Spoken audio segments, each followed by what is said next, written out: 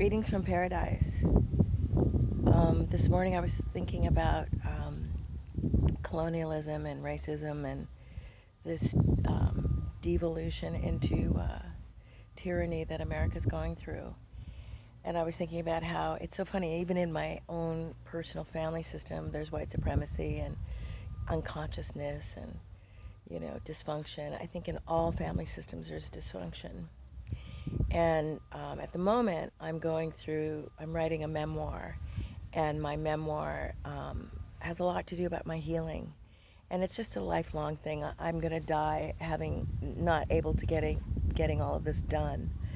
But I know that, a good friend of mine who's a teacher, a spiritual teacher and a therapist, she says, America is experiencing its dark shadow side. And that is absolutely true.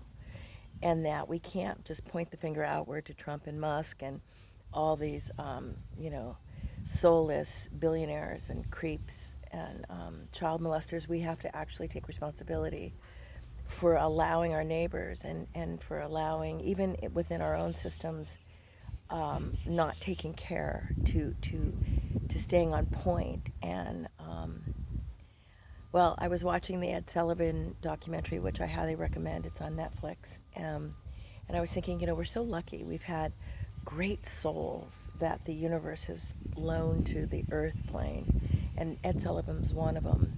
And the reason why he's great is because he was decent and he had good taste and he was fearless. And it takes a lot of evolution to step outside of a group peer pressure thing. And I was thinking about the absolute polar opposite of Ed Sullivan is the Republican Party and the guys in Congress who are just afraid to say no to what is obviously wrong. And, you know, uh, it's probably going to get way, way, way worse, but I guess it's needed because it's here. And I believe in the perfection of what is.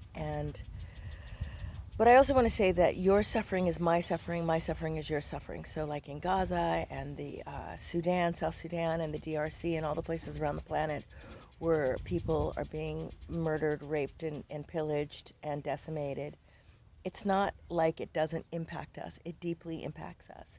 And the places where people are, opening up millions of dollars worth of jewelry boxes on their social media and calling their fans fat. I mean, stuff like that. It's like the polar opposite. Like the consciousness spectrum is so wide.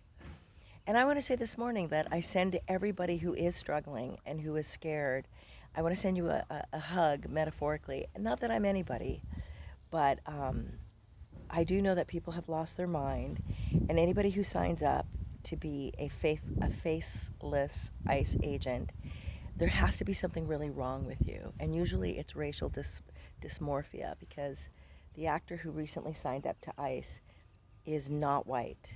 He is a mixed man, and I've worked with him, and he obviously has some deep issues. And I'm just gonna say, it's sad. And always choose love if you can, and choose kindness, even in the face of, in my case, dysfunctional family dynamics in which there is a ton of racism, but it's, ignored because somebody's charming and funny.